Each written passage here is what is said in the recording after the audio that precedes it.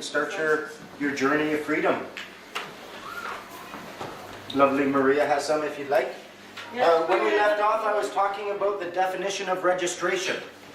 You're always submitting application for registration for your motor vehicle, for your firearms, for your kids even. What are you doing when you register? Historically, an active registration was a ship's captain signing over his ship and all chattel contents to the harbor master for safekeeping until he were to return.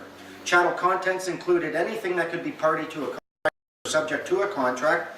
It included the condemned, slaves, those who were in debt, anything that could be loaded onto the dock essentially was registerable. When you register anything, you are actually signing over title to it to the government until you come back and say, give it back to me, I want it back now. The way they consider this a benefit is because if the government, who is stronger than you, actually owns it, then someone comes and tries taking it, you've got Big Brother who can come and protect you and your property. But the problem is when Big Brother starts thinking everything that's registered is now his property, then why register it? How many people here, you go to court all the time, if you read any of judicial judgments, it'll talk about society. Society cannot handle this for the good of society all the time. Now, a society, as we've said already, is a number of people joined by mutual consent to deliberate, determine, and act for a common goal. Funny thing about societies, they're legal things. There's a maxim in law that says, if you know not the name of a thing, all knowledge of that thing must perish. So, what's the name of your society? The fact is, unless you can tell me the name of your society and a key thing about any society or any societal member, every member of that society will be in 100% absolute unanimous agreement as to the name of their society. They can just pull out a card from their pocket, it's got it right across the top. The Law Society of Alberta, the Law Society of British Columbia. These are actual proper societies. Unless you have a card in your pocket with the word society on it or association, you're not an actual member of any society. You're not. And they don't want you to know this. They talk all the time about you being a member of a society. If someone came to you and said, I'm going to see my best friend, and you said, really? What's your best friend's name? And they went, duh, I don't know. Would they even really have a best friend? No. No court in this land would accept that you are a member of a society unless you knew the name of that society. Human race. Now, one of the ways they look at us, believe it or not, I'm a free man on the land, but you guys are all, except with the exception of maybe Luke here who's working on it, you're all considered to be children of the province. The reason they consider it, and this came to my attention, we have a friend by the name of Digger. We were in a mall in the parking lot. He's walking through the parking lot, cops pull up and they ask him for identification. We've never seen you here around here before. This was in West Van again, eh? And he's dressed in his work clothes. We want to know who you are, identification. Well, I don't have to show you any of that, but you have to show me your identification. So they get in a little talk back and forth. Guy refuses to provide his identification, says, well, what makes you think I even have such a thing? The cop asks him, so you're not a child of the province then? Guy says, no, I'm not. Thank you, sir, have a great day. Gone. Why do they get to consider you as a child of the province? Listen, good timing.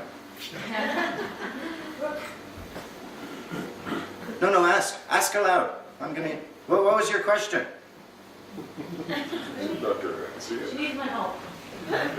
The reason they look at us as a child, or as the child of the province, is because you ask permission to engage in perfectly lawful activities. Mommy, can I have a cookie? Would Mommy ask for a cookie? No, Mommy would just go take a cookie. She's an adult.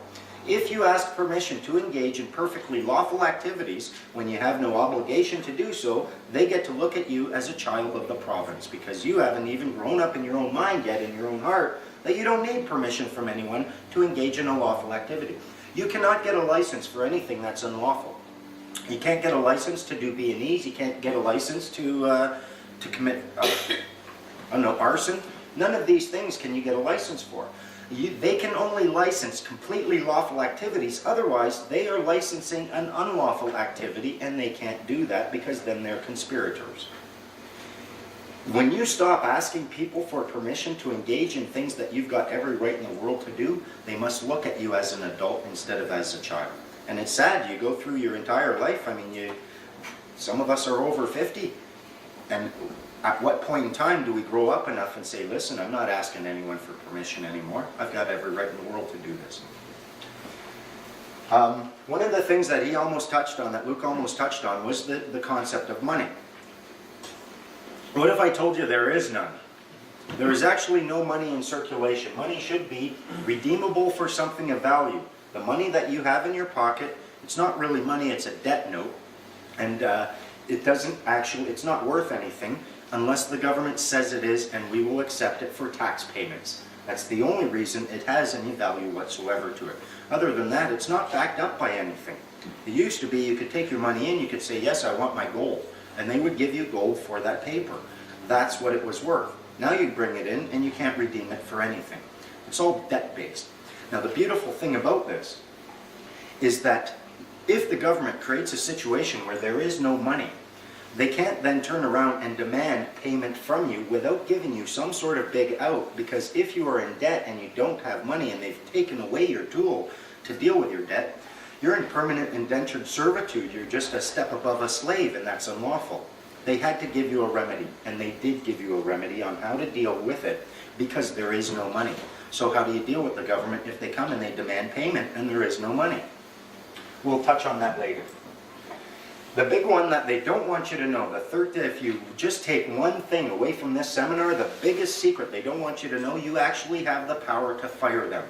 They don't tell you, they don't make the forms apparent and available to you. They will not create forms for their ass to be fired. You can.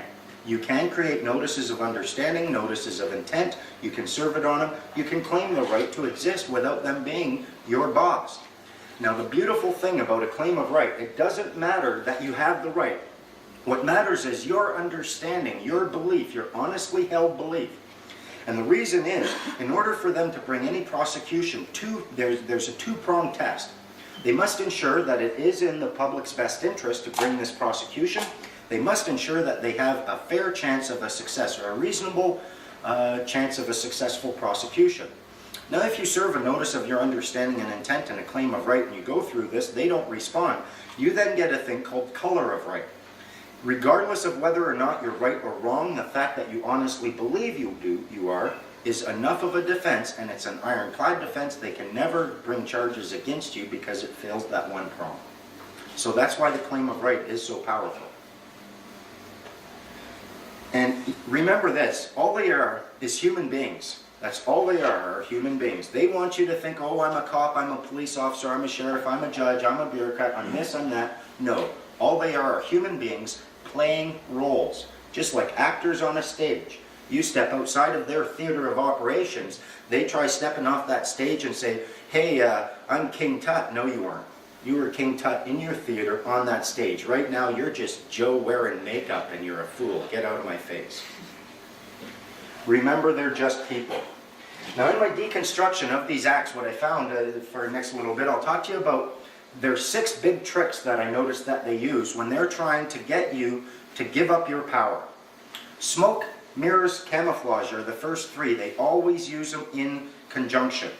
The mirror is the first one.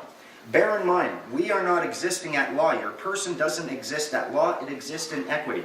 Now imagine for a moment that this was a mirror, and I stood right next to it. You saw me, you saw my reflection in the mirror. You would see 2 of me.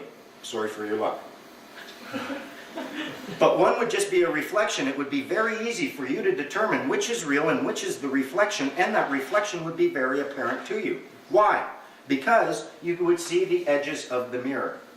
Now if we take smoke and we use some smoke that irritates the eyes, too many of these words that you don't understand just to hide the edges, the wherewithal, the thereins, the wherewithors, all of these crazy silly words, the excess wordiness within the acts and the statutes, this is meant to do something. It's designed this way. It's meant to irritate you. It's meant to make your eyes tired. It's meant to make you lose sight of the edges. If they then hide the edges of the mirror, and then they use their third tool, camouflage, and they completely hide my body. So all you see is the reflection. You are not aware of the edges, and you don't even see me because I'm hiding behind some sort of camouflage. You're going to think this is the real human being, and it's not. And you can tell because you'll walk up to it and go, Holy mackerel, that's glass. Hey, what are you doing behind that curtain? These are the big tricks that they use because the mirror that I refer to is equity. That's where your person is. It's merely a reflection of what exists in law. It is not law. The other one that they use, slider. Anytime you go to one of their government offices, they give you a piece of paper, they put it on the counter, and you hear that sound? They're sliding you something. They want you to pick it up, and that's a voluntary choice on your act. Every time they slide something across the counter for you, step back, because they need you to pick that up, they need you to act upon it, and otherwise they have no power. The other one you've heard of switching the bait, where someone's trying to sell you something and they show you a really nice car and then they give you something that's similar, but they've switched the bait on you. What they will do, and they're very clever with it, they use words which will cause you to believe that you have an obligation to go to them and engage in a certain specific action. If, however, you closely examine what it is they're presenting to you, you realize that you never had any obligation whatsoever. They just make it seem that way. If we were to tell you, you must come to our party through the front door, does this create an obligation upon anyone to attend the party, or does it merely define the parameters that if you accept them, we can then claim you are in our party and therefore we have authority over you? When they tell you you must submit an application, they're not saying you're obliged to beg. They are defining the parameters, that framework which will give them authority over you. You have no obligation. And the last one is hiding a monkey by putting a bell on its tail. Imagine for a moment I walked into a restaurant, a bar, or your party, and I had a little monkey on a leash, and a bell was on its tail, and my monkey started chucking dumplings right at you, smack right in your face, and you said, "Hey dude, stop your monkey from chucking dumplings at me." And I said, "Monkey? That's not a monkey. See the bell? See how it's attached to a furry prehensile bell holder?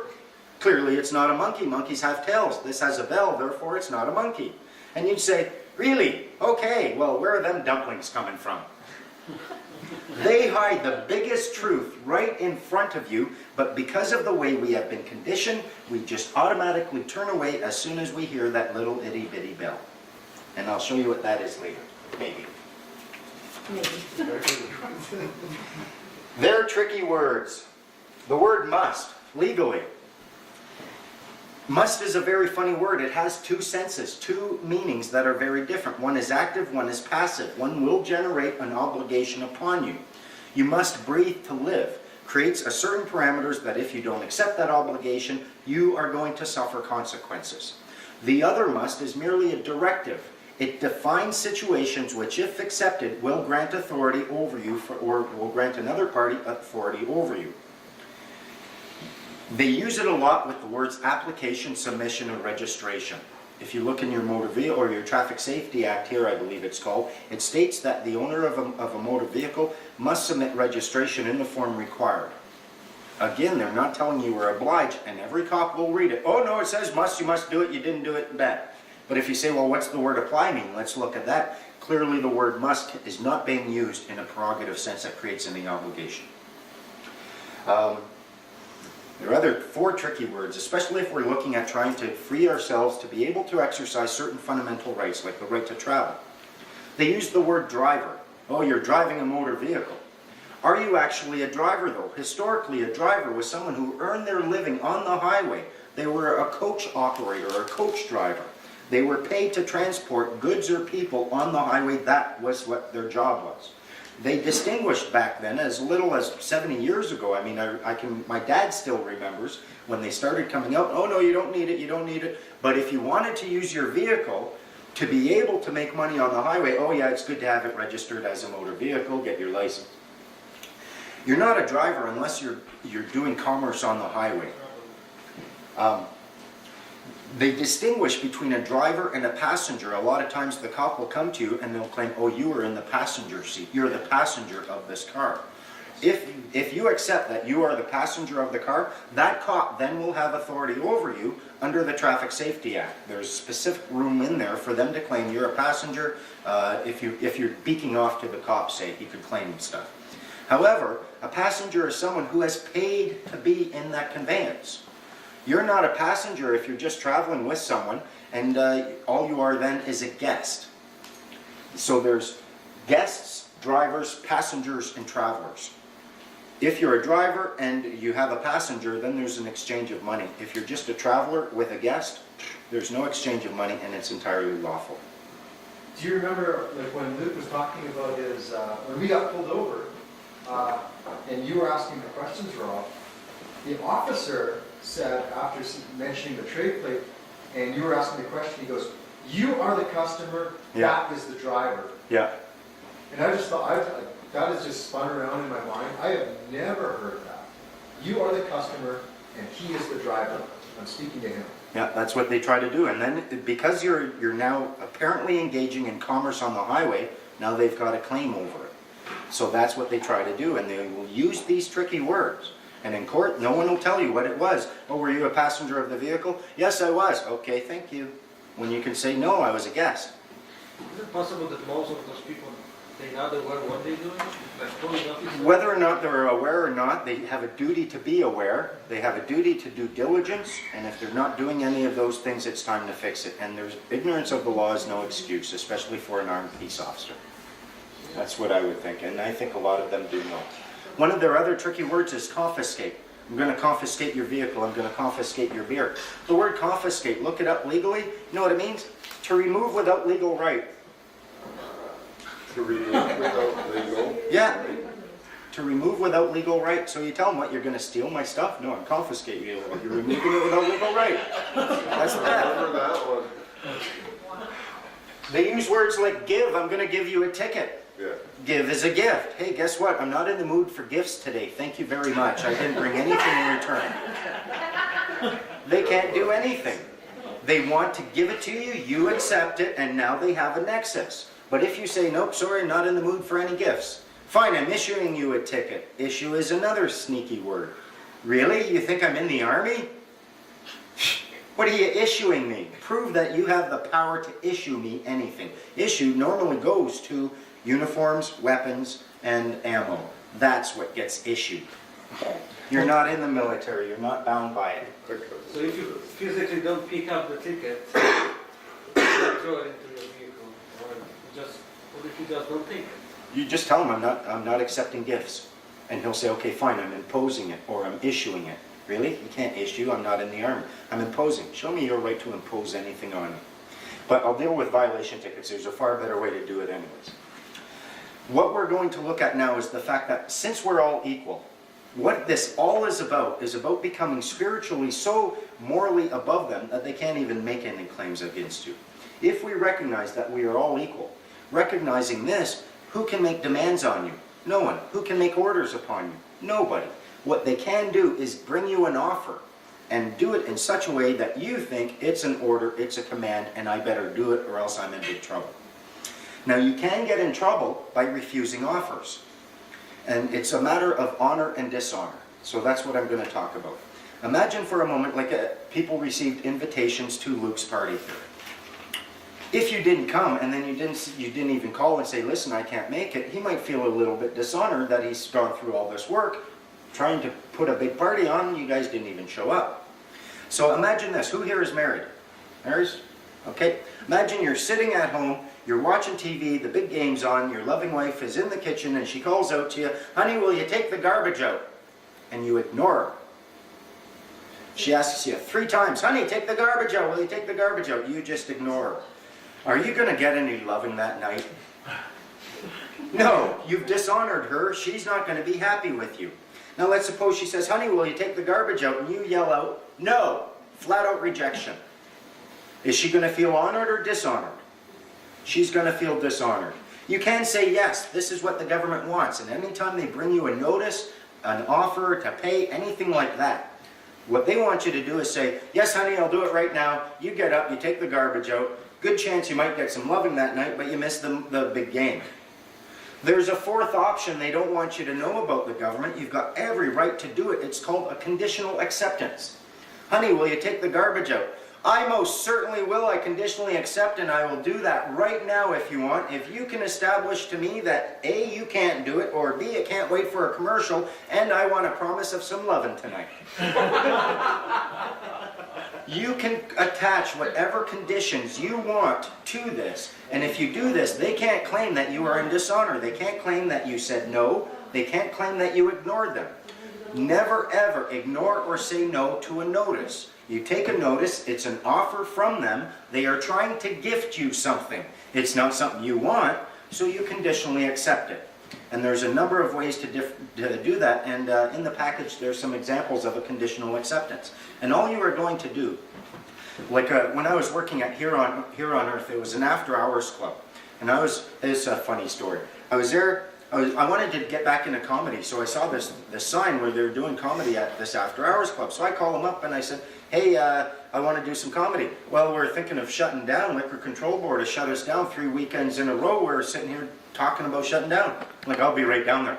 Boom. Went down there, looked at the Liquor Control Act. They paid me $100. I deconstructed it, wrote a letter, said open up on the weekend. Weekend comes, they open up. Liquor Control inspectors, they're in the alley like this. They had no power. I pointed out that according to their act, their only authority is over those who have been issued licenses or those who have first applied for a license.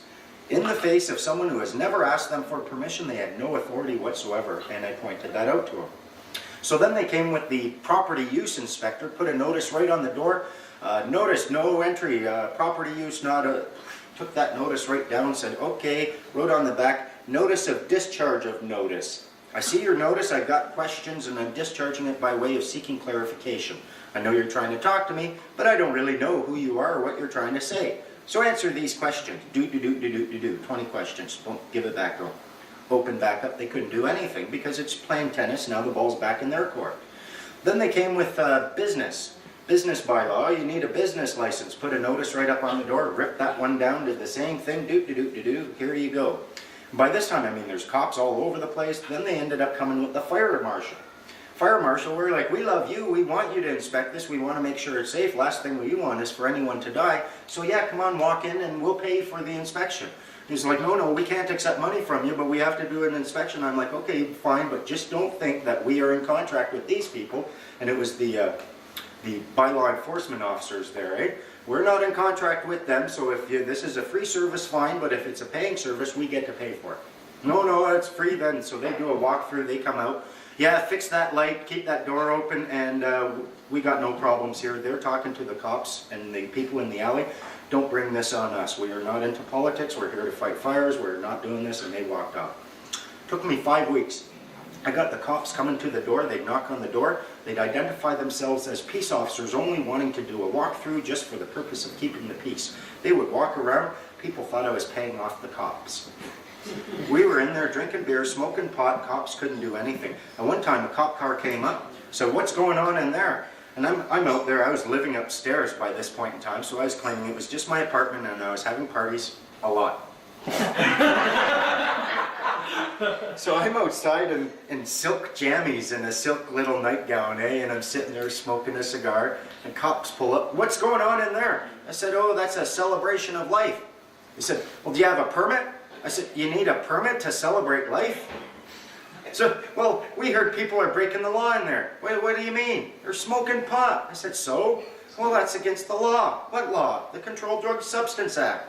I said, that's a statute, not a law. Your failure to distinguish between the two is gross negligence. That's equal to fraud. When you come up and you start making claims against us like that, interfering with our pleasure, that's mischief. That's an indictable offense as well. Furthermore, okay, bye.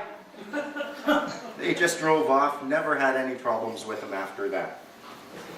If you start recognizing that a notice is actually an offer, and if you ignore it or you say no, you are in dishonor and you will lose. You learn that. Deal with your notices. If they try sending them to you, slam them right back. Pretty soon they don't even try bothering sending you notices once you know how to deal with them. One of the things that I'm noticing in this whole truth movement thing is that we're all trying to get a higher level of freedom.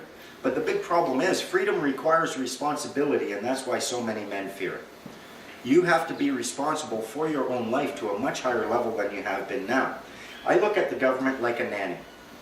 And a lot of people refer to it as the nanny government, the nanny government. Well, let's look at it that way. The nanny does have a certain amount of power. If you're running around pooping your pants, nanny can and will put a diaper on you. Let there be no doubt that nanny has some power. If you're running around throwing tantrums, nanny can and will lock you in your room, and you're silly to doubt that she can't do that. Oh, I don't consent. Big deal, stop throwing a tantrum. They'll do it anyways.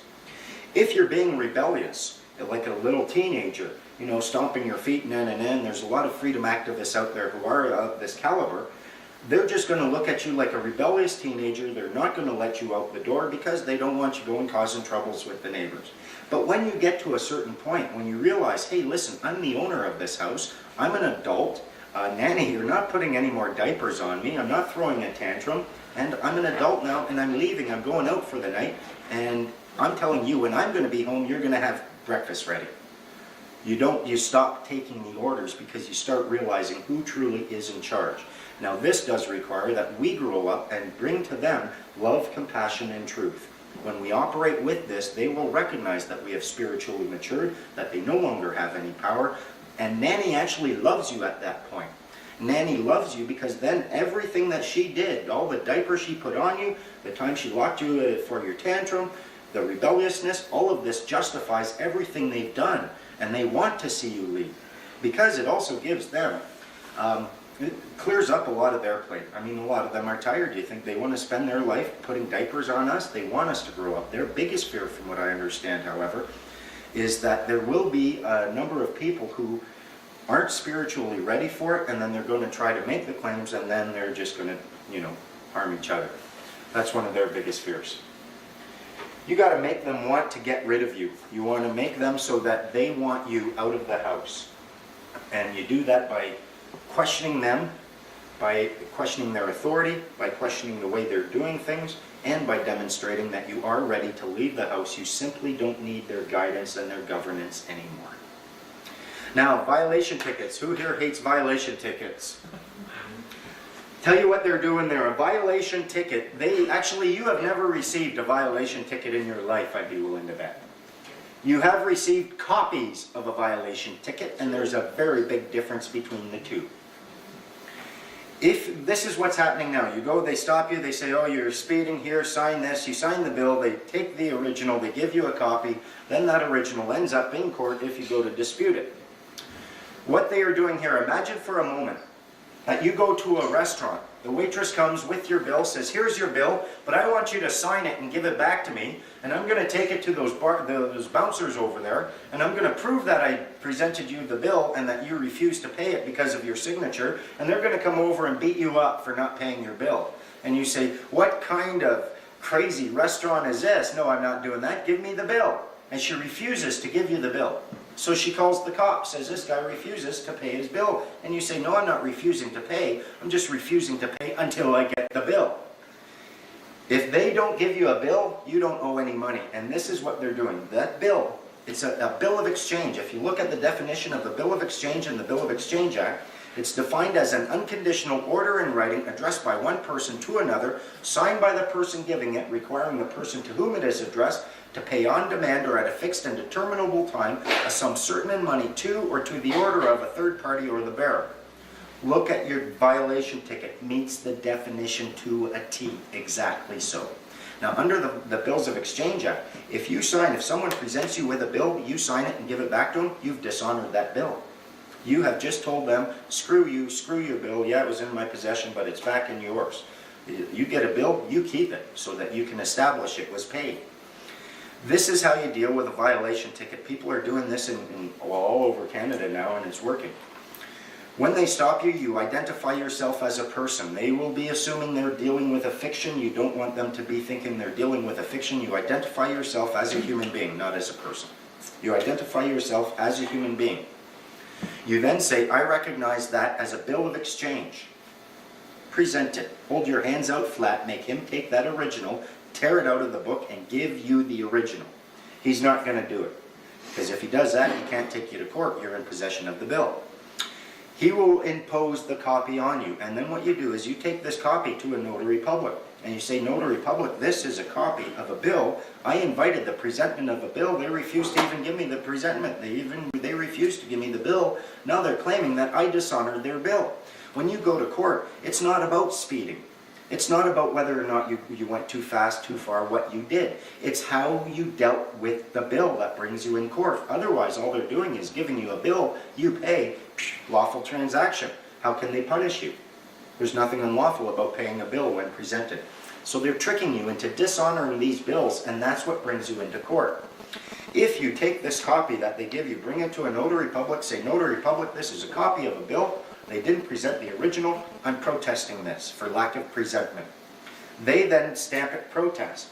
You put the notary's bill, you attach the notary's bill to that because you don't want to have to pay the notary 20 bucks to do this. I mean, you weren't even given the bill. Why should you pay anything? You send this off to the third party who was expecting payment. In British Columbia, it's the Minister of Finance. Under the Bills of Exchange Act, he now has 3 days. He has 3 days to either represent the bill, find that original bill and bring it to you and say, here you go, it's now properly presented. Or he can claim by affidavit that it was in fact presented properly and it was dishonored, or that you are no longer liable for the bill, but guess who is? The cop who endorsed it will have to pay that ticket, and he can't just break it up because you've attached your notary's bill to it, and that notary has to make sure that bill gets paid, and then he can get paid. So when you do it like that, what the cops are doing now, if you do that, the cops go, oh, another one. They close their ticket book, they pull out another book, looks very much like it. It's a warning book. And they say, ooh, I got to give you a warning because I ran your name through the computer. Please slow down, giving warning, no obligations. Now, parking tickets are a little bit different. Parking tickets generally aren't signed, and all they are, again, is a notice. It's a demand to pay. Imagine, again, you're in the restaurant, the waitress says to you, hey, you owe me money, you over there, you owe me money. And you say, yeah, okay, fine, how much? 20 bucks, okay. And then everyone else hears that and says, oh, he's an easy touch. Hey, you owe me money too. Yeah, and everyone's yelling at you, you owe me money, you owe me money. Are you going to pay everyone just because they said you owe me money? No. You say, okay, everyone shut up. Bring me a bill. Who's got a bill? If you're working for a bank, someone sends a notice to a bank, says you owe me $34. Are they going to ignore it? Are they going to pay it just right off their bat? Of course not. There's a proper administrative technique or administration process that we use to discharge any of these notices. All they've done is served you a notice and, hi, you owe me money. Switch tape. Okay. Of it anyway, so you are part of the fault. Right. And unless you specifically and unequivocally state, I am not giving you consent to govern me. You may be governing my neighbors or whoever you claim to be governing, Yeah. but it's certainly not me. You put your name and address and you send it back. Yeah.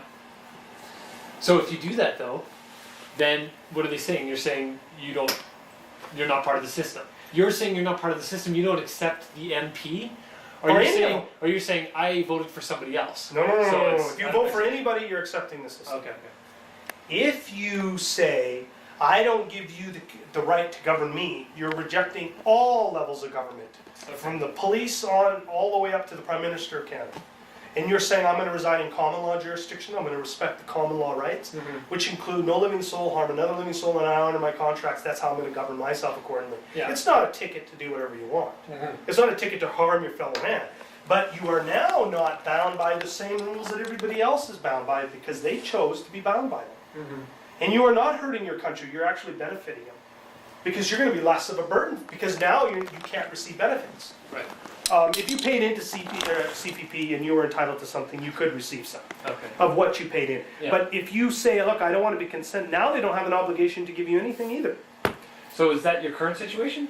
Well, that's my situation, yeah, because honestly, anyone below the age of 50 isn't going to get any old age pension. Right. The most money you'll ever could qualify for if you paid into it for 40 years is $16,000 a year. Yeah. Honestly, what is that going to do for you anyway? No, for sure. I'm just saying in general though, but like, so, for example, your company,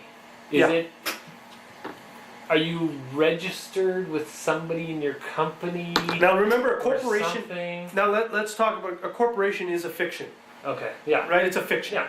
And that is clearly inside their box. Now there's still, you can still write some letters of claim regarding that. Yeah. But you are making money in a corporation fiction. Yeah. But there are there are lawful ways for you to extract every bit of profit from that after you pay your employees and expenses Yeah. to yourself within their own rules. Yeah. Where you write a letter saying that the company is now absolved of any responsibility, now it's mine, or like employee profit sharing is a standard recognized CRA deduction where your Yeah. corporation never has any profit to worry about. Okay. It's all been given to the employees in the profit share. Yeah. Now it's their obligation to pay tax. Okay. Yeah. Okay, The but employees. I don't pay tax. Okay. As a person or As a human being, employer? you gotta remember, a person is a fiction. When you see your name on a driver's license, capital letters, when you see your name on any government document, picture McDonald's.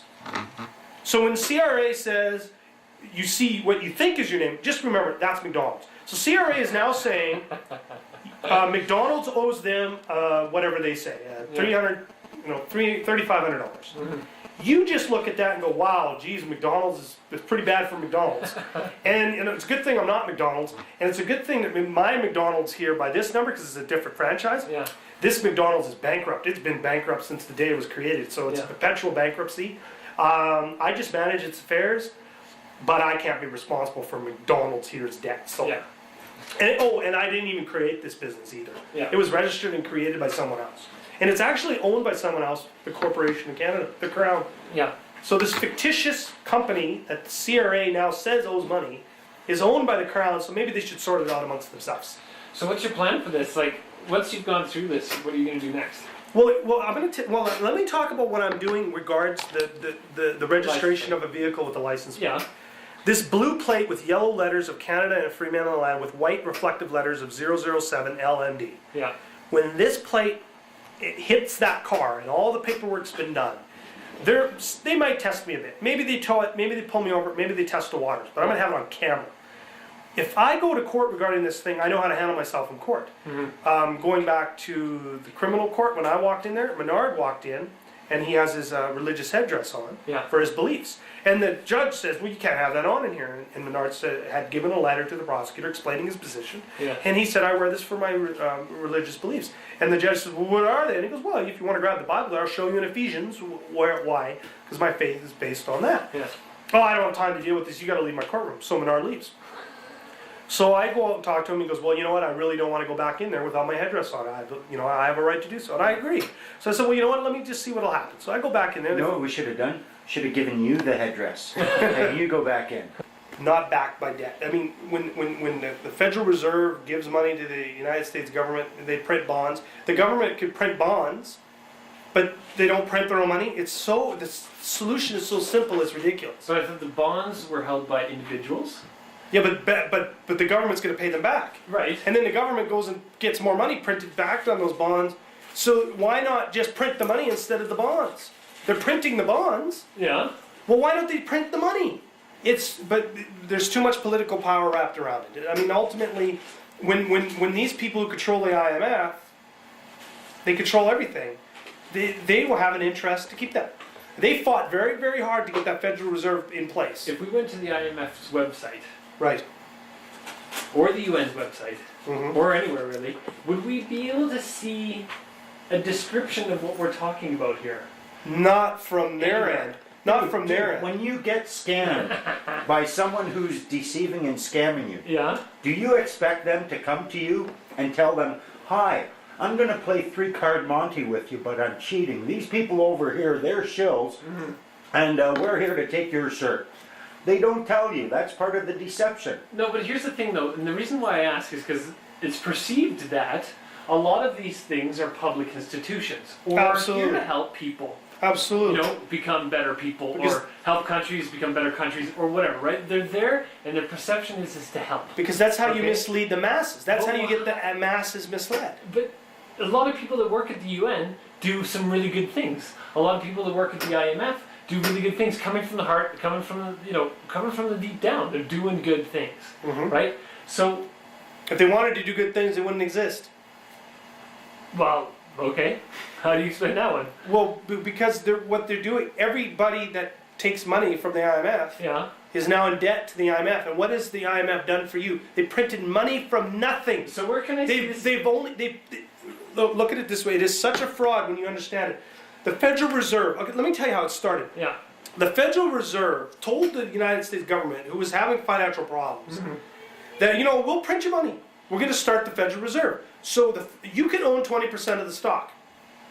So the federal government at that time, I can't remember the exact year, but you can look that up on Yeah. Google even. They gave now keep in mind, they gave them, these guys that were going to set up the Federal Reserve, $2 million. Okay. They put up the other 80%, they put up not a dime of their own money. Right. They took the 20% holdings that the United States government gave them, they built the building, they bought the printing presses they needed, Yeah. and then printed money. That's it. They committed counterfeit. Yeah. It was complete deception and fraud. The United States government gave people power, paid for them to start it up, and they put on a dime of their own money. But why wouldn't the United States have set up their own? Isn't it their own? A very, reserve? very good question. Why don't they do it today? Well, what? But why are they asking somebody else to do? Why don't they just say, "I need a Federal Because- Reserve because- I need to reserve my money or whatever it is that they do"? And Abraham Lincoln and John F. Kennedy, everybody who's tried to make their own money has been shot in the head. This is not a coincidence. yeah. You either play the game or you're done. So nobody's had the guts to stand up to them. And now they're too powerful that if you do stand up to them, guess what? You're going to be taking a ride in an open car. So is there anywhere where we can see You do your own research and you the know this IMF, is true. the connection, the IMF, UN, and Bank of Canada? Okay, there's Or a. Canada in Well, what's Robert? What's the name of that? There's a 8-hour film you can watch. It's on Google. Money Masters? Money Masters. You can look at Money Masters. It's an 8-hour explanation from the beginning of time till now of this. Okay. And trust me, they got heaps of proof. Heaps. If you just do a search on Google of the Rothschilds, Yeah. I mean, you look at the country of Israel, even, Yeah. how it started, who was the first country on earth to recognize them? Because they really just, the British just gave them this land while they bought it. Yeah. I mean, they could. How much money do you need to buy a huge country of your own? What was that movie again? The Money Masters. Money Masters. This information is out there. Well, and that's what I'm saying. Is In I'm heaps. just curious. I'm just curious, like it, because of course, the public perception and everything that we usually know. Right? Well, let me ask you this. It's just like when you go to court and they say, and you say, commonly referred to as Luc Denis. And they're like, I have no idea what to do about that because I've never had to deal with anybody that's ever said that before. I don't know what that There's means. quite a few people who do stuff like this. Oh, yeah. Oh, really? Oh, yeah. You'd be surprised. Like, I'm not the first person to dream this No, stuff but up. still, I mean, Well, let me put it to you this way. yeah, If I mean, when you work a day's work, an average person who works yeah, gets his paycheck, and there's a bunch of stuff gone. yeah, It was hijacked by your employer and given to the government, right? Mhm. And if you are creative and do some fancy paperwork, hopefully at the end of the year you get some of that back. yeah, But it was yours you're only getting what was yours anyway. yeah. Does that make sense? No, I know what you're Okay, saying. no. When Yeah. you work a 2-week period and get paid or Mhm. whatever, did the government participate in helping you earn that? Well, they provided, I guess you could say that they provided the roads for me to get there. The roads were paid for by us, Yeah. not by but, no government. no, but through a common effort to create the roads, right? The road It tax. wasn't like Your fuel somebody- tax, your it's fuel, not like first of all, somebody individually said, okay, I Hey, need a listen. road over here and built it let's themselves. talk about apples to apples. Right, yeah. Your roads were built from the fuel tax that you paid. Okay, that's a common effort, again. Yeah, but we're not talking about the fuel tax, No, are we? let's accept this. It's a common effort. Yeah. So it was part of my effort as well. So why should I go pay someone else who, let's say it was their common effort as well, but they're Yeah. now a bureaucrat, and why should I pay them for it? But that wasn't his original question because you threw in a red herring there.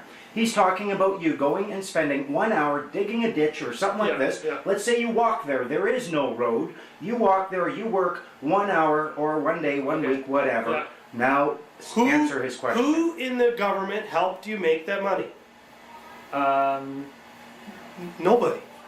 Nobody. Yeah, nobody's Did anybody specifically- grab that shovel with you? Did somebody from the government come down and give you some coffee? No. Okay, you understand the government did nothing to help you earn that day's wage, that week's wage, that 2 weeks' wage. Okay, what Now about your this? roads What were- about this? What about this? The government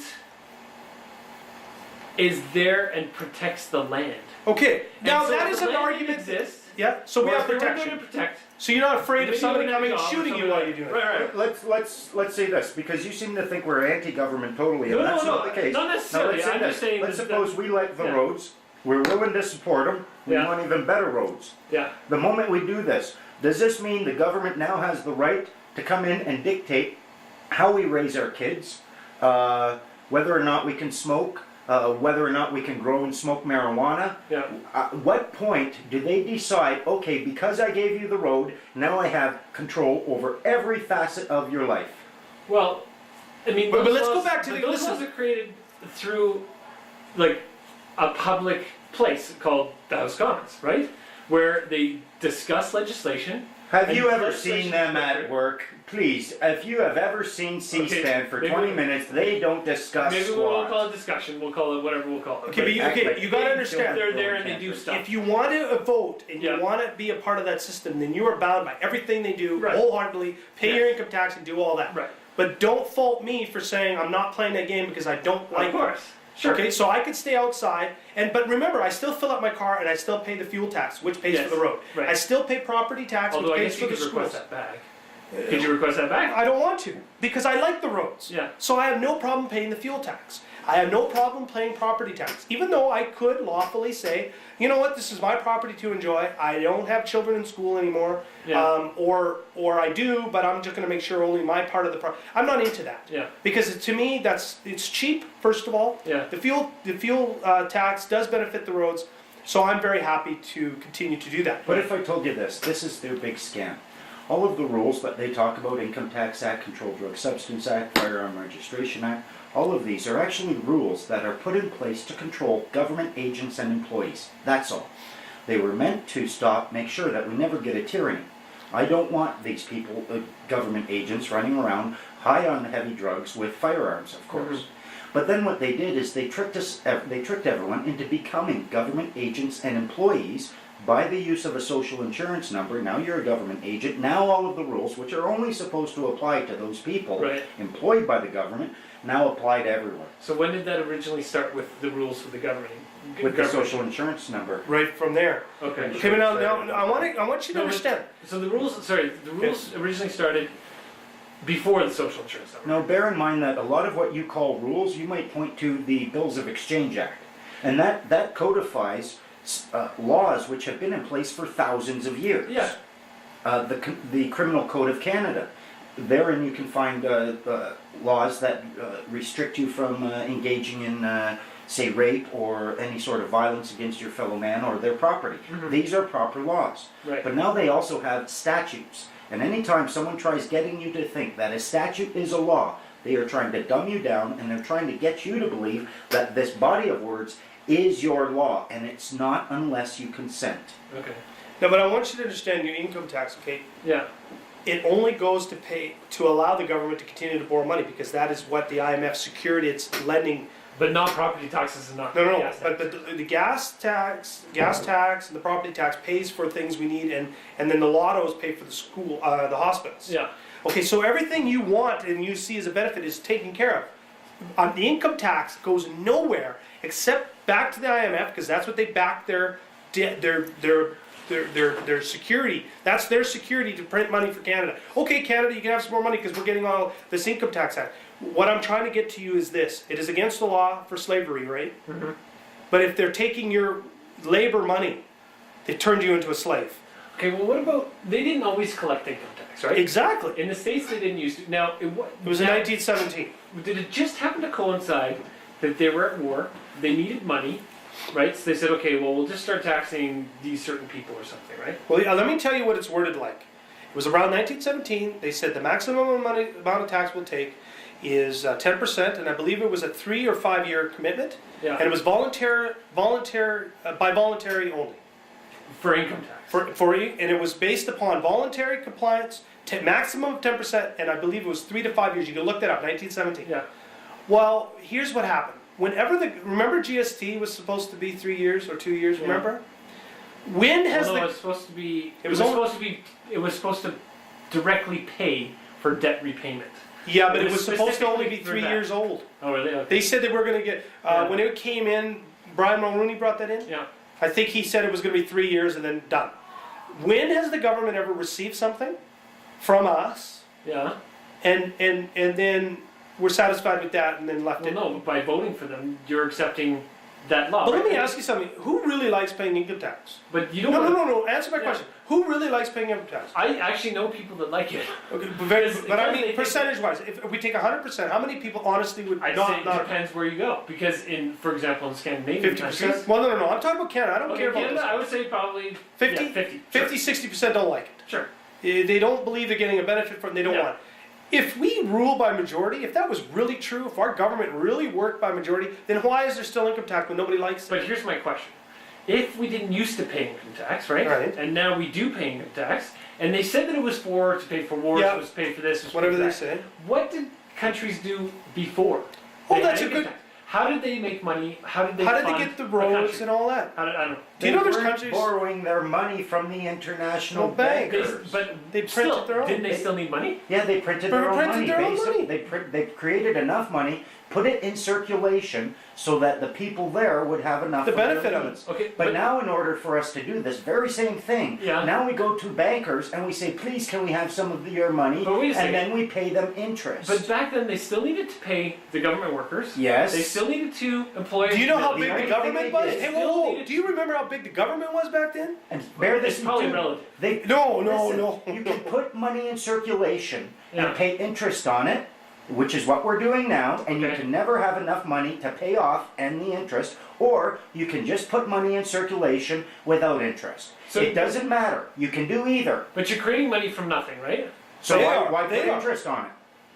True, but if you're not collecting anything, how can you possibly run a country? Well, wait a minute. What do they? How do they pay Income their tax people? pays for nothing Sales that tax. They would have sales They tax. have a would sales have tax, they have a excise road- tax. They would have goods and service, or not goods and services, but the excise tax when it came in. Right. And they would have corporation taxes to pay for the military, essentially. The corporate tax would pay for the you, military. that's what they do now. Communities, and they would collect for their local schools, for their local communities. No, and I understand the local things are fine. Why don't you No. explain this to me? Why should we, when we need money, Yeah. go to someone and they say, okay, I'll give you money, but I want a bond from you first, promising me that you'll pay me back the money I give you with interest, and then we print up a bond, give it to them, and they say, okay, I recognize this as valuable, now here's some money, here's $100, you have to pay me back 110. Okay. Now, if the bond is valuable in this situation, Yeah. why can't we generate our own money that has the same value as the bond and not have interest attached? I don't know. I'll tell you why. Yeah. Because the bankers are greedy and they have their thumbs on the pulse. And if you have the power Mm-hmm. to create money, who cares who makes the laws? You're the one Exactly. generating the money. Agreed. The government of And here's Canada what their thing is. works Their for the goal banks. is, in fact, to secure all of the resources of Canada. We're very rich. That's why they're doing it. Imagine you've got a group of people sitting around playing cards. Yeah. A guy comes up, says, I'm going to be the banker, make your game much more interesting. I'm going to give you these chips, let's call them dollars. I'll give you each $10. I'm putting $100 on the table because there's 10 players. Yeah. Now from each of you, I only want 11 back. I've created $100 out of nothing, but now I'm demanding $110, and that 10 doesn't exist. Eventually someone has to leave the table. So in other words, but anybody at that table wouldn't agree to that, right? Well, we have agreed to it. But if it was put to us like that, why would we do it? We wouldn't, but they We didn't put wouldn't, it to it. but they to hide us it. like that They give us because this they are big- deceptive. They decepted us and tricked us, and now they're in their own perpetual nightmare, and we're they're talking about dragging us along. When we say they, we're talking about the IMF. Well, they're ultimately the cause, but our government is the reality that's allowing it to happen. They could stop this at any time. And you're confident that you think the governments know this. Absolutely, they know this My because they know sister they're works borrowing for the money. government as a lawyer, and she knows it. They know Does this. she know because you know it and you told her? No. They knew. They knew before. Really? Listen, you can't borrow money at interest and not know what's going on. Your income, No. you paying income tax is hurting this country. If we all stop paying it, the IMF would foreclose. The government of Canada would be forced to print its own money. Problem solved. No, but if the IMF forecloses and they own us, They don't own anything. They only own our income tax. Okay. They don't own the land, man. What are they going to come down? Okay, well, let's pretend. What are they going to do? Fly in here with a bunch of men and walk around and say, we own the land now? We're taking the oil out of the ground? How long will that last? That's how wars start. Yeah. And we'd say, and how did that happen in the first place? Oh, you were deceptive sons of bitches. Come here, we have jails for you. That's a fraudulent contract, isn't it? You see, if we expose the fraud, income tax is a sin. You got to stop paying it because you're part of the problem. Jesus. I gotta learn some more. Yeah, but income tax is, you know what? I'm the one that works. I have to try to provide for my family. And when I was working paycheck to paycheck, I could have lived a much better life if 39% of it wasn't hacked off. Well, assuming you knew what to do with your money, you knew how to manage it. Well, even if I didn't know what to do, I could certainly do better with it. Yeah. If I had it in my pocket, people could live on a lot less money if the government wasn't hacking it off. Yeah. In income tax, they're hurting us. Our standard of living, although it can be high, Yeah. is being just hacked to pieces because look at a guy with $8 an hour job, $10 an hour job. Yeah. How can he really live? I don't know. If he got every dime of his efforts and work, he'd be a lot better Those off. guys are barely taxed, actually. Well, Their tax is very low. but you get to a certain point and Oh yeah, I mean it's a progression, right? But those 8 to 10 hour guys, I don't know. I was there, Yeah. you know, when I was a kid or whatever. I barely got taxed. It was like No, because students don't get taxed. I understand, and at a certain amount of money, you don't get Yeah. taxed. But I'm talking an average guy, working, 12, 15 bucks an hour with a Yeah. family, trying to get ahead. It's tough. Oh, for sure. But if he got every dime he worked for, it wouldn't be so tough. Now he may mismanage and he may do all those things, but Yeah. at least it was all his responsibility. That's true. Yeah, that's true. So- Thanks, Luke.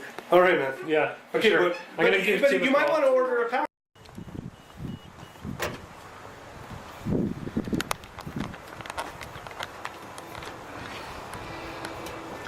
I think we might be better off in the front, put it in the front.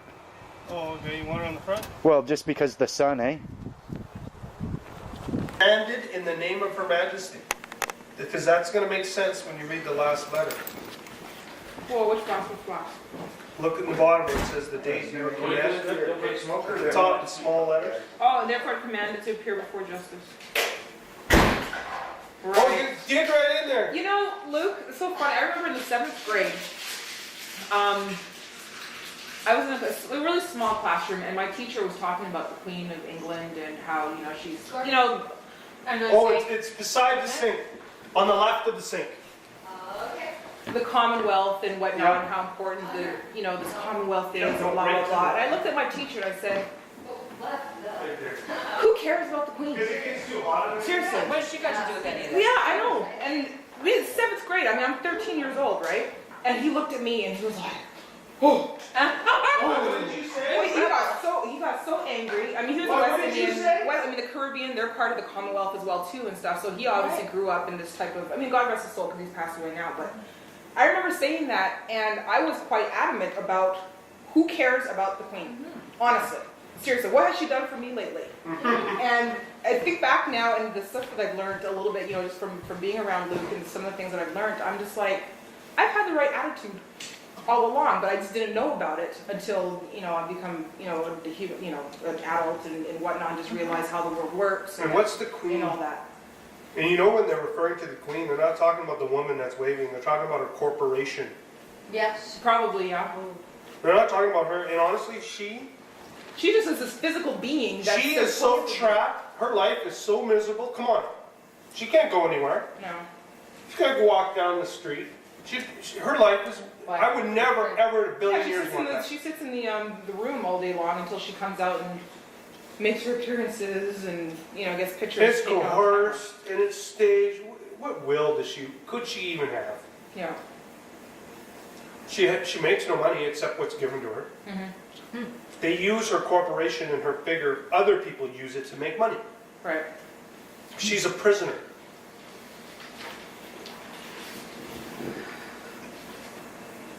Like if somebody said you have an invitation to meet the Queen, I probably wouldn't even go. I just. I couldn't care less. What is she? She's Why are we elevating her? Yeah. We're all equal. Yeah. I just remember the look on his face. He was just so flabbergasted. What happened? But I've always I missed been, this. hard-headed and. hard-headed, rebellious, growing up.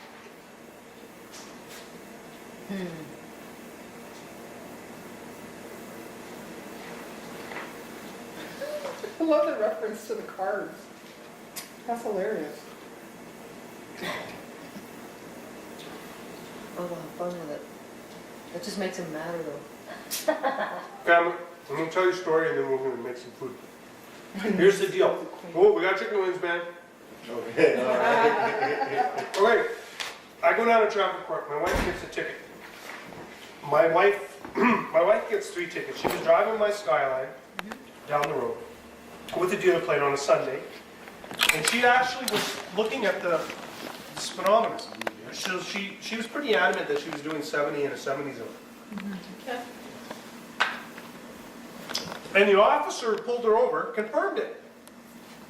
The officer walks up to her window and goes, "Yeah, I clocked you doing 70. And Maria's like, "It's 70. And he says, "Yeah, but you're using a dealer plate on a Sunday." And Maria goes, "So?" "Oh yeah, that's against the law." And then so he comes back. He says, "I'm not going to give you." There's no such thing. Of course not. I mean, dealerships are open on a Sunday, for God's sakes. Anyways, the point is the officer. Well, I'm just. Yeah. It's blatantly. He was very Christian. So he says, he says, "I'm not going to give you a ticket for the speeding." Goes back to his car, but he comes back and he hands her 2 tickets. And on one ticket there was 2 charges. One was doing 100 kilometers an hour in the 70 zone. What? And he says he clocked her. At 70. Well, he said 70 when he came to the window, but when he wrote out his ticket, he said, "Oh, I clocked you doing 100. They don't like your attitude, so Yeah. It's more. They're gonna Trumped penalize up you charge. for it. So then he's put down section 131(1)(c), Yeah. improper use of a dealer plate. And then another ticket for headlights not working on both sides of the car, which was not true. I actually. Why did they feel the need to, usually when the cop pulls you over, he knows what he's pulling you over for and that's what he gives you a ticket for. Why is she? This is called a fishing expedition. Why are they doing that to her? Well, What made them? they want did do that to me too. What made them want to do that? Right-hand car, dealer plate, at night. That's enough justification in their mind because that's how I ended up in jail. Was the same sort of events. Yeah. So anyways, like, we get these tickets and they're so ridiculous. I mean, you know, clocking. First of all, how's he gonna? When was his car verified? When was his speedometer checked? I mean, if there was a trial, these are questions I could ask and they'd be thrown out. Yeah. So they weren't provoked at all? It was. No, she's just driving down the road and just pulled her over. It's a right-hand drive, Skyline. You know, who And, knows? you know, I've seen more vehicles like that Yeah, nowadays. Paul Like was pointing the, that out too. But, Sure. but also remember, the police have to write 20 tickets each. yeah, they have A quota. It's they're not considered to be doing their job if they don't. So they have a vested interest to perform these. Exactly. Okay. Crappy So cars. how, you know, whatever his reasons are, they were done. Yeah. And you know, they were pretty outrageous. And I didn't know I didn't know the proper process with being able to discharge them with letters that I do now know. Yeah. So we decided, we'll sign the back. One of the options they give. Okay. So we signed the back.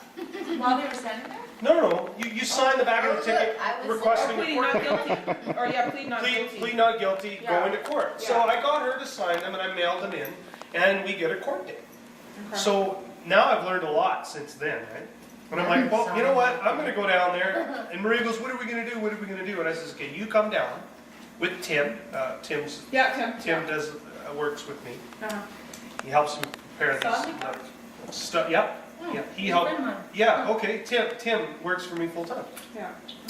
So he came down as a witness in Marina, and they sat behind me, and I sat there with her file, and we watched the trial proceed in front of us. Now, the trial in front of us was, wow, if there was any doubt that that courthouse was just a sham, was there. I mean, I can't express to you, this poor guy who was just estimated speed again, some officer estimated his speed, and he's just trying to defend himself, and the prosecutor is berating him, leading him, entering words into evidence that never were established when the officer was just flat out making up stuff. Right. And this poor guy's trying to defend himself, and then the commissioner, they call him a commissioner, not even a judge, on the bench, after that was done, actually started ridiculing him, saying, I'm not really impressed with the way you handled yourself. Now, I thought as a layman in there, trying to just swing it, I thought he handled himself really well. Yeah. I thought the prosecutor acted like a spoiled, ignorant child. Yeah. Really. And I thought, Belittled him. wow, this is really sad. Anyways, I wait for, they call Maria's name.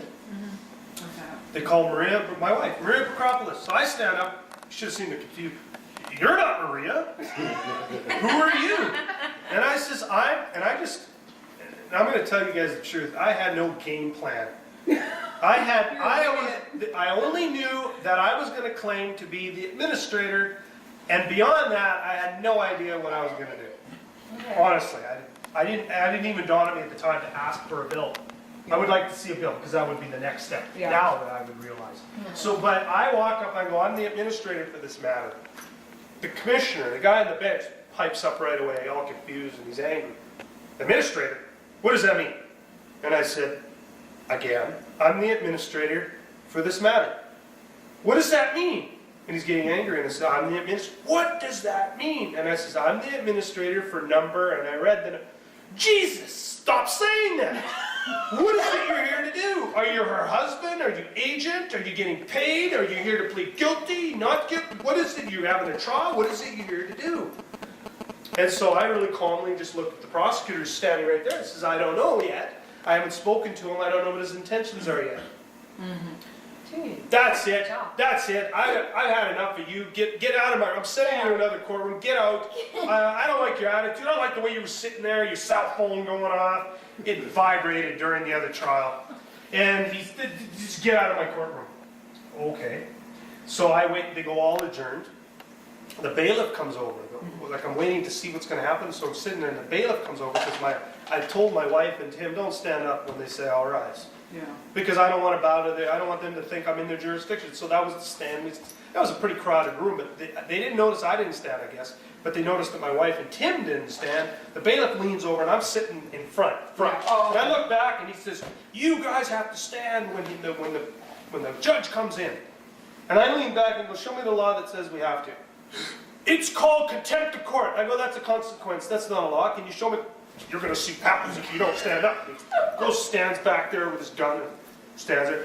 Well, then anyways, it gets handed off to the prosecutor. Right.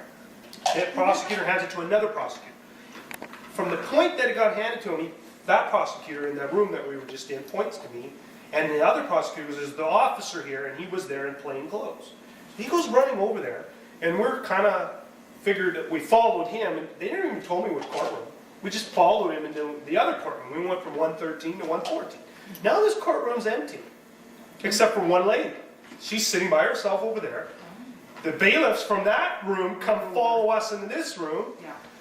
And so we sit down. So it's me with Maria and Tim behind me again. And I got the file. And the prosecutor there, and this lady. And all adjourned, all rise. Court's adjourned, all rise. Blah, blah, blah is coming in. The commissioner. Prosecutors. Or commissioner. So we're sitting there, and he doesn't notice that we're not standing. Because he's looking, and then he turns to say, "I'll be seated," and he's looking at me, and I'm looking at him. And he says, "Fine, stay seated," and then he sits down. And the bailiff came up the aisle and was standing beside him, waiting for the judge to give him directions to haul us out. Right. He says, "Fine, stay seated." So they call up this one lady. There's two people in the courtroom. There's us and this lady. Yeah. And they call her up, and she's going to pay, and she leaves. All court adjourned, and Commissioner Burns off the bench. He's gone. So I'm sitting there going, come on, let's get this thing over with, right?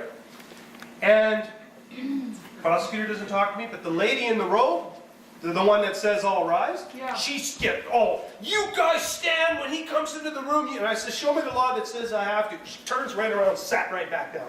Didn't even want to talk to me anymore. The bailiff turns to Tim. Do you have business here?" Tim goes, "Well, no, I'm just an interested party." "Fine, you're under arrest." And Tim goes, "I don't consent to that." And he goes, "You're under arrest." And then I says, "Okay, go with them under protest and duress." And Tim goes, "Yeah, okay, I'll go with you under protest and duress." Then Maria stands up to get out of the way because he. Yeah. And then he turns to her and goes, "Are you an accused here?" And she goes, "Well, I don't know. That's why we're here." "Okay, you two under arrest." And so, and I'm sitting there confused. They're out in the hallway, and I sat there for about a minute and a half, and I'm like, "This is ridiculous." Yeah. So I go out there, and what happened in the hallway? Tim and Maria said they basically said, "We want ID." They both said, "We don't consent to that. We don't agree to that." And then they Fine, leave the building. fine leave the building. You're under arrest. Give me ID. I don't consent. Fine, leave. So then when I walk out in the hallway, I see the two bailiffs kind of muscling them out the door. Yeah. So I go out the door, and I said, "Well, what's going on?" They go, "We were told to leave." I go, "What? That's it?" "Yeah, we gotta leave." I go, "You gotta leave." Because I was confused. I thought they were under arrest. Right. And then I said, "Okay." So I turned to the other two bailiffs. This is a public building. This is a court of law. "This isn't a public building. This is a court of law." I'm like, okay. So then I go back into the room, and the officer in plain clothes is there, and he's confused. He's like, "Who do you think you are?" I says, "Well, I'm the administrator for this account." He gets, "Account? What do you mean account?" And I says, "Yeah, you gave my wife some bills." I never gave her any bills." I go, "Yeah, I'm sorry you're ignorant of that fact, but yeah, you gave her bills." "I don't write bills, I write summons." And I says, "Really? Show me the word summons." I says, "Show me the word summons anywhere on your bill." "It's right on the front." I go, "No, it's not. Show it to me." "It's there." And he runs out of the courtroom, literally. Runs out of the courtroom. So, okay, so I sit back down with my file. I don't even know what's going to happen now. And then I was in there 20 seconds. The bailiff comes up, puts on his leather gloves. "Okay, you two." And I'm like, "What do you mean, me too?" "You're next. Out of here." Oh. Escorted me right out into the street. Now, I'm standing out in the street now. Yeah, I'm standing out in the street with Maria and Tim. And they go, "Well, what do we do now?" And I go, "You know what they're going to do? They're going to reconvene court. They're going to call your name twice, and they're going to charge you in your absence." And Tim said, "No way." I says, "Fine." Not even a week later, conviction in her absence in the mail. So I swore out an affidavit to what I just told you. Yeah. And attached a letter saying how this is a perversion of justice or any form of that you're pretending to have. Right. You can't summons me to your court and then have armed men throw me out in the street and then convict me and My demand payment. Yeah. Because I wasn't there when I was on the record as being there. Being there. Yeah. Now, I didn't know why they reacted that way and lost their nut. Because I said I'm the administrator, so I was having this conversation with Robert. So just the right thing, didn't you? Well, Robert said to me, "Do you know why I got angry?" I go, "I don't have a clue." Because it couldn't be that he didn't understand what administrator meant. I mean, come on, the guy's an educated person. And Robert says it's because it's called an administrative tribunal. When you stand up and go, "I'm the administrator," you're basically telling the guy on the bench you're fired. I don't need you. And that's why he reacted that way. Because he doesn't know what the hell to do. He's like, "What do you mean? You can't be the administrator. I'm the administrator." How many people are walking into the courtroom knowing this type of information? They're just going with it because Well, like, because oh my God. they've been Because we think that there's remedy. intimidation. Yeah. We think there's And then remedy. intimidation. Yeah. Because you signed the back end. How many times you get a ticket that makes you angry? You're like, "I don't deserve it. The guy got lied." Well, I love on the back of the thing, it even says voluntary payment option. Like you're voluntary. But if you read those violation tickets, there's 20 different things telling you how to pay, if you want to pay, what payments will. They want money. I don't Yeah. want to pay. Show me where it says Yeah. I have to pay. And if you don't want to pay, well, at your expense, in the most difficult location to get to in Calgary, where there's no place to park, Yeah. where it's right in the middle of the worst congested place, Yeah. you could show up there and fight at your expense. Oh, and the officer's going to be paid overtime Yeah, to show to up, show up. and the whole system is going to make money whether you win or lose. Exactly. And by the way, you're in dishonor, so you can. Oh yeah, and you're dishonored when you walk in the door, so we're all looking at you like a delinquent. Tell them what they do with the ticket, with the original copy, how they send that in. If you pay, Well, then they if we recognize that that's a bill, if you look up the bill of exchange and you look up the definition of it, a violation ticket is actually a bill of exchange. It's a bill. So the thing Now, itself if it's is a bill, for money. now here's the thing. That's correct. If they're giving, if you say to the officer who comes up to your car window, I want to. after you've given him your information and he comes back with the ticket, you can say, "I'm a human being. I'm a human being. I recognize that as a bill under the Bills of Exchange Act. I want the original, please." You see, they have to present, if they're giving, if you identified yourself as a human being, they must give you the original. Yeah. Oh, yeah, they always give you the copy when you Uh-huh. see their Yeah. signature and what the charge was and And all that's that when you're in stuff. dishonor, because as a human being, you shouldn't be accepting a copy, Yes, and you're not dealing with it as a true bill. right. Right. You can't dispute a Hey, true. it's back in the possession of the person who created it and signed it, and they've got your signature on it. Evidence that it was in your possession, Yeah. and you didn't Well, deal actually- with We it never as a signed bill. Actually, here we never sign.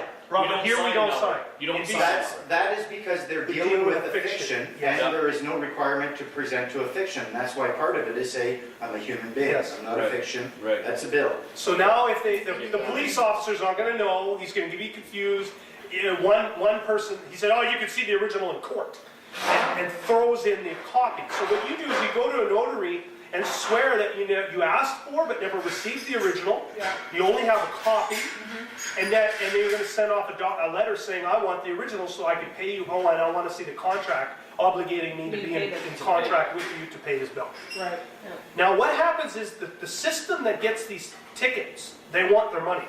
They're separate from the police. Right. When you've done that and they still want to get paid, they're going to make the police officer pay because he's got the original and then they got his signature on it. He's liable for his own ticket. If we make enough officers pay their own ticket, they're not going to write them. When they see us go, human being, bill, want original, oh, close the book, get out a warning Run book. away. Yeah. The more we get educated, now, Yes, of the course. better it is for them because the police are hated. They know they're hated. Yeah. Nobody likes them. Yeah. Because they write these tickets, honestly, that's the biggest reason. And they don't want to write them either. They don't want to write them, but they have to because that's the job they're in. They Yeah. think they got a good pension They and they're get trapped. penalized though. I Yeah. mean, let's face it, Luke, they didn't go to the police force to write tickets. To be a No, glorified tax they collector. want That's to right. get bad people off the street and They all want that to kind of help. stuff. Okay, I believe a lot of them If have noble we- intentions. if they go back to their superiors and say, I'm not paying my own tickets anymore, I'm not writing tickets anymore, then they're going to go back to doing what they were supposed to do and protect the peace. Right. Yeah. And then they will be like the firemen are liked. Oh, Because yeah. people will say, oh, there's a friendly officer. Yeah. And he's not lasering me and pretending that I'm doing something. What you were telling them, that if you pay that copy, if you send in your $250 fine, they take the original to the Solicitor General or the Minister. I of believe that, I'm not 100% sure on that, but I believe that they get paid twice. When you pay them, they Yeah. take the original and go reimburse it and get paid again. That's what Mary Crowe That's said. right. What? Yeah. Yes, They they get double paid dipping. twice. So they get Yeah, paid they for get it. paid twice on this. It is a money-making racket. That's Because all if it they is. were double dipping, what would be the big deal? Well, they get it with out the of your original? bond. Yeah. don't they? Exactly. Yeah. Somehow. You see, we're just being conned and duped and misled Yeah. and smoke and mirrors. It's like a big comedy show Mm-hmm. with some sleight of hand, and we've just been tricked. Yeah. It's our parents told us we need a driver's license, and then the They school. thought so And they too. told us we They needed a SIN number if you wanted to work and all And we that. got- You gotta work Question until you're it, 65 because you get your pension. Yeah, you're. They pretend they're giving you benefits. They Yeah. pretend that, oh, by paying taxes all year, you might get a refund back. Yeah. Your own money back. That's Yeah. the con Whatever. that life insurances No do kidding. too. Yeah. Life insurance make you overpay and then give you a rebate of your own money back and you A think you have a fraction. good, and you think you got a good You're deal. getting a good deal. Come on. Manage your finances. Look at what's going Well, on. we Yeah. become invested in it, and so then we don't want to admit that we see that that's human nature. Yeah. And you know what? Would we need welfare if people could earn their wages, all their wages, and take home all their money? Yeah. Our standard of living would go up, our economy would go up. Yeah. Huge. People would buy more. Huge. It would be better for everybody. But people in government would actually have to go out and do Work. stuff. They'd actually have to get That's a right. job. I'll give you an example. Now, this was in the U.S., but I'm sure you guys can relate it to our government as well. There was you know how the U.S. has these auctions?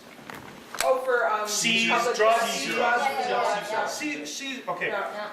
Yeah. This was in Florida, I believe. They were running their own auction house, so the government agents would seize goods Yeah. that cost them, well, they're not paying for these goods. They were seized. They're And, not. they'd arrest a drug dealer, take his house, his car, his boats, and Yeah. Yeah, everything. and take them to the auction. For every dollar they collected at their auction when they were running it, they spent $1.20.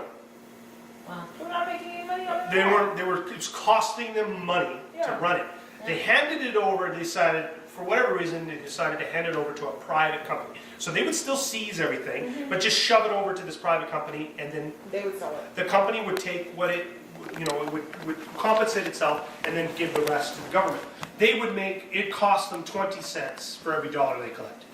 Wow. Just by changing hands, same system. It's just, see, the reason why I believe the government cannot function is because there's no accountability. That's right. Yeah. Yeah. It's, imagine I gave you a job, and then I give you a budget, and if you didn't spend all that budget, then I would lower it.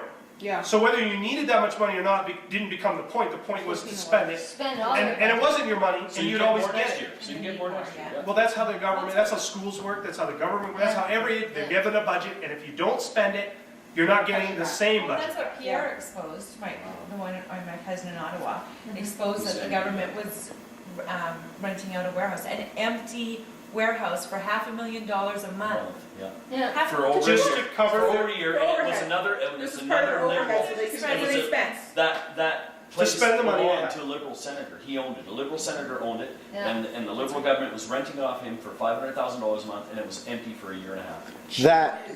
That needs charges. That Well, should it should- result in it should. That's charges. when liberals got out. And Pierre exposed that. It got into the newspapers, but Oh, they're nothing But you know how they They travel, you know how they, 350 grand for 1 year for a parent, government things, but they stay at the best hotel, blah, blah, blah, all on the money that comes from taxpayers' dollars. our taxpayer dollars. Yeah. And the thing is there's no accountability. Yeah. Then they push it off to the next Well, generation. what did Chrétien say? What did Chrétien say? That's only $1 billion. No, 3 billion. No, when the Minister of Finance lost $1 billion. I thought it was 3 No, it billion. was $1 billion.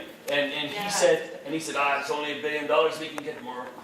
Yeah. You can get more. Now, you run Exactly, he a said that corporation. on national TV. You run a corporation and then say I lost 100 grand. I'm sorry, I don't know You'd be where it charged is. with embezzlement, you'd go to jail for a You go very to long jail, time. yeah. For a very long time. Misappropriation of funds or embezzlement, you'd go to jail. The bottom line is the free man on the land. We have to take accountability for ourselves, and we can't make them hold accountability until they act upon us in the wrong way, and then we can. We can't change the system from voting within it, from getting elected. We can't. So you're not doing any of that, because obviously. I that don't means want. you're being I part don't. of- you're You still part can't of fix the system from being in the system. Yeah. It's like there's a big, huge mud puddle, and there's a bunch of people in the middle of it running stuff, Yeah. and you think you're going to climb into that mud puddle and then fix it and clean it up? Yeah. No way. The only way you're going to hose down the government is standing on the shore saying, "I'm not in your game, and oh, by the way, here's some soaps and studs because Yeah. we're cleaning you up." Yeah. Yeah. We All have- on we- a drain for the. I'm not paying you taxes because I don't want to support your nonsense. Yeah. And I don't want to support war.